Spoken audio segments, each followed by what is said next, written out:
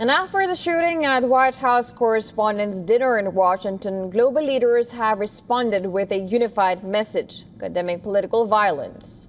From India, Prime Minister Narendra Modi expressed relief over the safety of the U.S. leadership.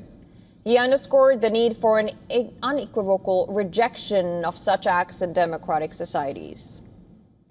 Israeli Prime Minister Netanyahu said he and his wife were shocked by the attempted assassination of Trump. He sent wishes for a full and speedy recovery to the wounded police officer and saluted Secret Service for their decisive action. Iran Foreign Policy Chief Kaya Kallis said an event meant to honor a free press should never become a scene of fear. French President Emmanuel Macron said the armed attack targeting the President of the United States last night is unacceptable. I extend my full support to Donald Trump, quote unquote. Italian Prime Minister Giorgia Meloni said, and I'm quoting, "We will not permit extremism to corrupt spaces meant for open discussion and the exchange of ideas. Protecting a culture where differing views can be challenged must stand as an unyielding barrier against any slide into intolerance, ensuring the preservation of the principles on which our nations were built." UK's Prime Minister Keir Starmer said he was shocked by a shooting at Washington Media Gala. He said any attack on democratic institutions or on the freedom of the press must be condemned in the strongest possible terms.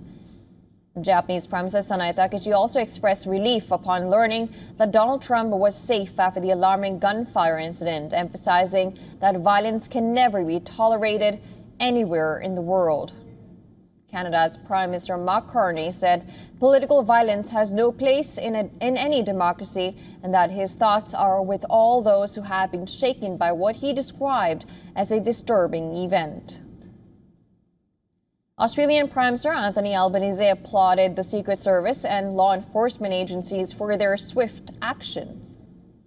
Taiwan's President Lai Ching-te also called the incident deeply concerning while strongly condemning political violence. Venezuela's President Delcy Rodriguez said violence is never an option for those who uphold the values of peace. And Mexico's President Claudia Sheinbaum welcomed the safety of President Trump and reiterated a clear stance. And I'm quoting, "Violence should never be the path forward."